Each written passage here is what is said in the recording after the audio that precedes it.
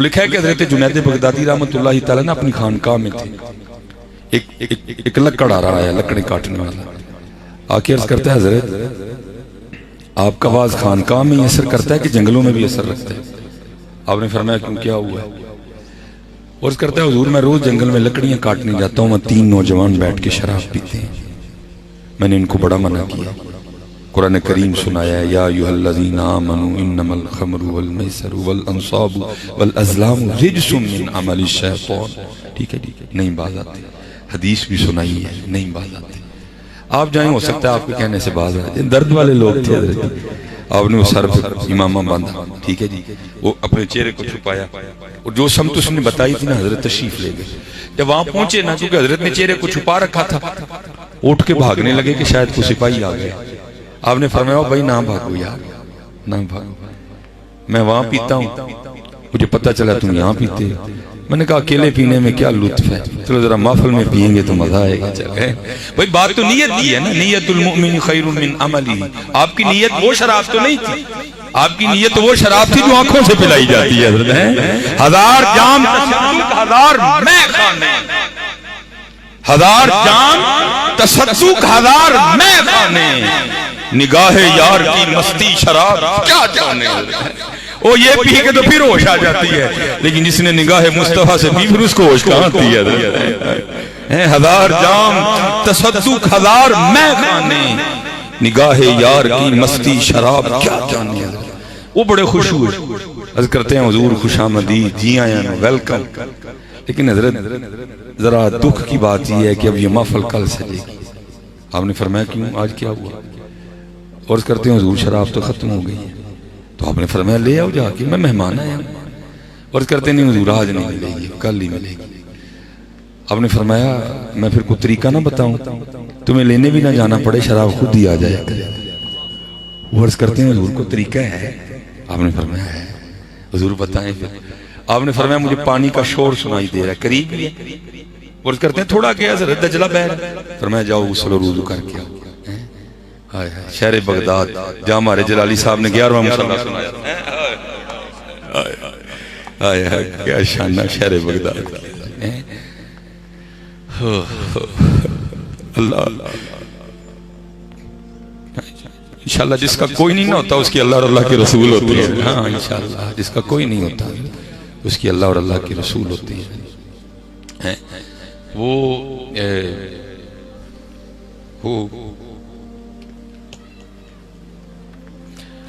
گئے حضرت جا کے غسل اور وضو کر کے آئے، حضرت نے نیچے اپنی چادر بچھائی، فرمایا پہلے 2 نفل پڑھوں پھر بتاؤں گا، پیچھے جنید ہوئے تھے بارگاہ مالک دی ہوئے ہیں، این درگہ ماں درگہ نومیدی نیست، صد بار کر توبہ شکستی باز،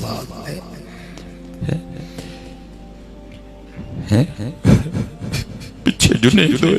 اور بارگاہ مالک دی ہوئے، وہ کھڑے ہو گئے حضرت، اللہ اکبر کہہ کے رکوع میں گئے، سبحان ربی العظیم سمیع اللہ لمن حمد ربنا لک الحمد، اللہ اکبر کہہ کے سجدے میں گئے، پیچھے حضرت جنید بھی سجدے میں چلے گئے،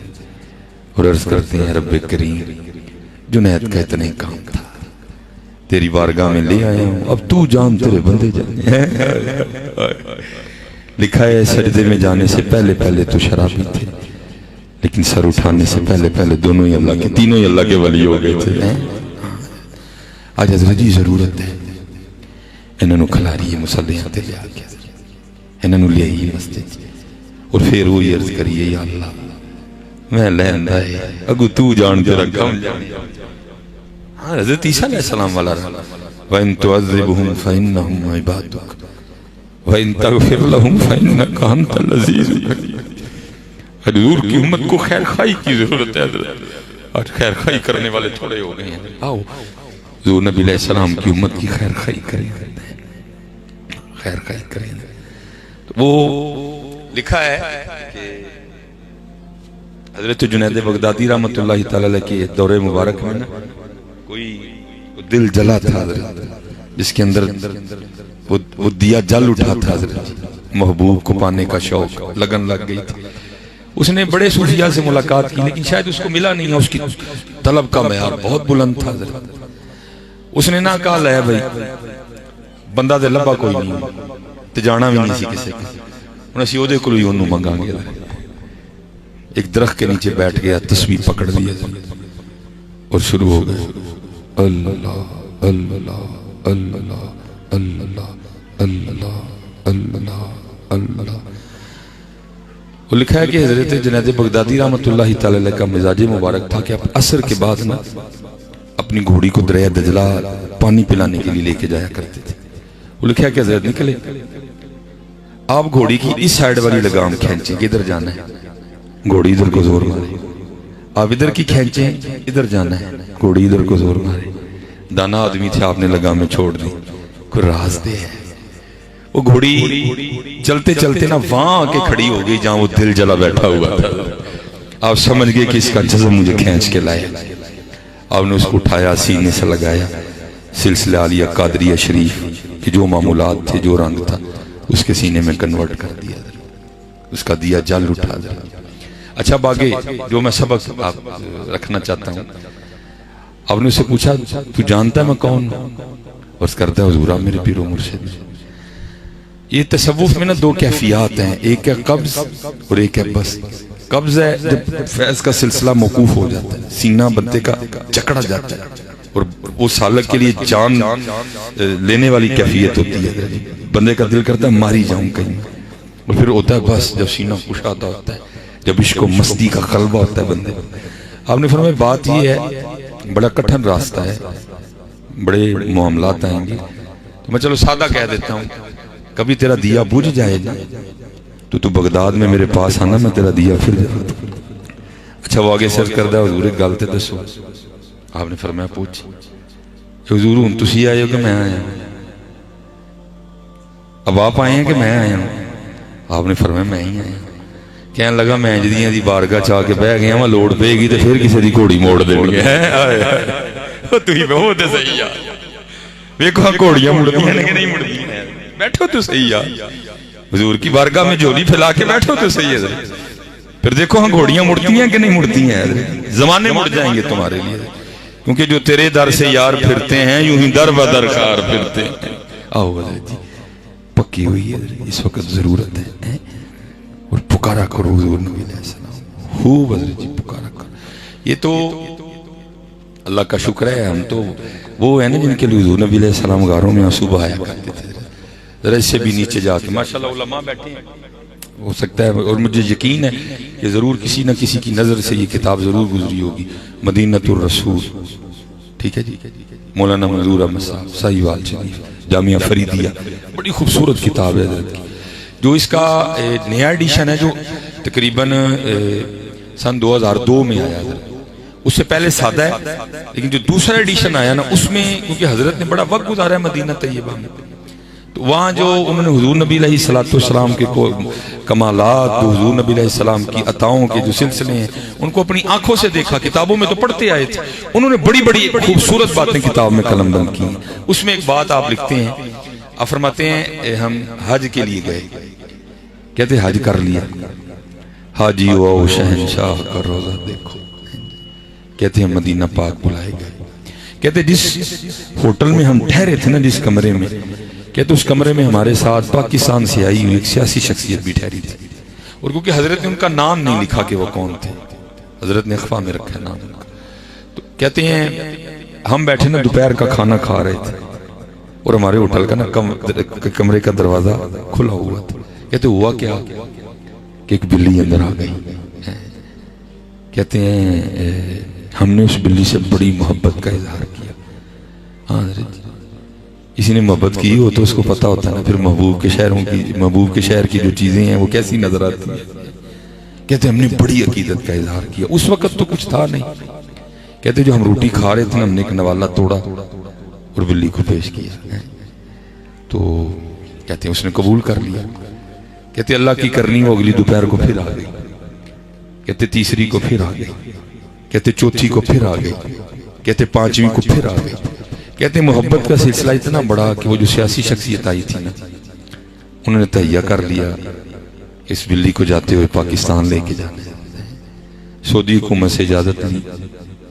پی آئی اے سے کاغذی کارروائی مکمل کروائی، اس کے لیے آرڈر پہ بڑا زبردست سا پنجرہ تیار کروایا، ٹھیک ہے جی۔ وہ لکھا ہے کہ جس دن صبح روانگی تھی نا پاکستان کے لیے، تو رات کو سوئے، جب یہ دو آنکھیں بند ہوئی تو اندر کی کھل گئی ہے، اور بات بھی حضرت جی تب بھی بنتی ہے جب اندر کی کھلتی ہے، اور اندر کی تب کھلتی ہے جب یہ دو بند ہوتی ہے۔ اب اس بند ہونے پہ بھی بڑی گفتگو کی جا سکتی ہے، لیکن کوشش کرو حضرت جی یہ اپنے تو بھی بند ہو جائے۔ ہاں کیونکہ اب مجھے میرے علم میں نہیں تھا، کچھ رابطہ بھی نہیں ہو سکا کہ عرس غوثین یہ سب کیا مراد تھی، لیکن چلو اب میں غوث کے حوالے سے ایک بات جو ہے نا حضور غوث اعظم رضی اللہ تعالیٰ، کوشش کرو حضرت اس کو اپنے سے بھی بند کر دو۔ ہاں جی بس ہمیشہ یہی کوشش کرو کہ وہ دن آئے کہ آنکھوں سے محبوب کے جلوے دیکھیں، لیکن وہ تب بھی نظر آنے جب یہ خود سے بھی بند ہو جائے۔ میں نے پڑھا ہے کہ حضور غوث اعظم رضی اللہ تعالیٰ عنہ کے پاس نا ایک چینی آئینہ تھا، اور یہ وہ دور تھا جب چیزیں تھیں لیکن تھیں کامیاب، اتنی عام نہیں تھی چیزیں۔ وہ آئینہ تھا اور آپ آئینہ دیکھا بھی کرتے تھے حضرت، کیونکہ آئینہ دیکھنا سنت بھی ہے، لیکن دیکھنا سنت ہے، دیکھتے رہنا بھی سنت نہیں ہے حضرت۔ اور میں کہوں گا حضرت جی یہ شیشے کے دھوکے میں نہ آنا، یہ بندے کو جو ہے نا بندے کا یہ دکھاتا ہے، بندے کا اندر نہیں دکھاتا، بلکہ دعا کرو اللہ کو وہ شیشہ عطا فرمائے جو اندر دکھائے حضرت۔ وہ لکھا ہے کہ خادم نا صفائی کر رہا تھا، اور صفائی کرتے کرتے نا اسے شیشہ ٹوٹ گیا، آئینہ ٹوٹ گیا۔ وہ بڑا گھبرایا کہ جب حضور غوث اعظم رضی اللہ تعالیٰ عنہ شیشہ طلب فرمائیں گے تو کیا جواب دوں گا۔ اب حضور غوث اعظم رضی اللہ تعالیٰ عنہ کی بارگاہ تو وہ بارگاہ ہے جہاں اگر چور بھی چوری کرنے آئے تو جاتے ہوئے کتب بن کے جاتا ہے۔ اب وہ جو ہوئی حضور غوث اعظم کا خادم، جس پر دن میں کئی بار حضور غوث اعظم کی نظریں پڑیں، تو دن میں کئی بار حضور غوث اعظم رضی اللہ تعالیٰ عنہ کو دیکھے تو اس میں کیا کمالات پیدا ہو گئے ہوں۔ وہ لکھا ہے جب حضور غوث اعظم رضی اللہ تعالیٰ نے وضو فرمایا نا، وضو فرما کے آپ نے فرمایا بھائی شیشہ دو، تو آگے سے یہ نہیں کہتا کہ حضرت میرے کو ٹوٹ گئے، وہ کیا عرض کرتا ہے از قضا آئینہ چینی شکست، حضور میں نہیں توڑے، قضا آئی تھی ٹوٹ گیا۔ وہ یہ نہیں کہتا کہ میں نے توڑا، درمیان میں محبوب کو لے گیا، وہ کہتا ہی نہیں، کہتا ہے حضور از قضا آئینہ چینی شکست، حضور قضا آئی تھی ٹوٹ گیا۔ لکھا حضور غوث اعظم رضی اللہ تعالیٰ عنہ اتنے خوش ہوئے آپ نے فی الفور مصرع میں لایا، اور اس کرتا ہے از قضا آئینہ چینی شکست، آپ نے فرمایا خوب شد اسباب خود بینی شکست، اور چنگا آیا ٹوٹ گیا ہے، نہ ویکھاں گے نہ اپنا بھی یاد آئے گا، ان یار نہیں یاد کریں گے۔ حضرت جی ذرا شیشے سے بچ کے رہنا، اس سے ذرا بچ کے رہنا، اس سے ذرا بچ کے رہنا، یہ بندے کو بڑا اس سے بچ کے رہنا،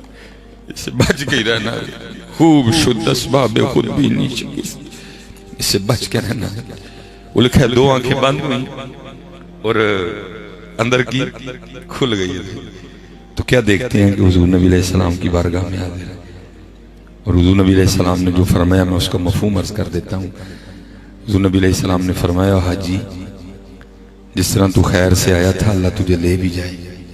ہاں بس اتنا کام کرنا کہ ہماری بلی نہ لے کے جانا،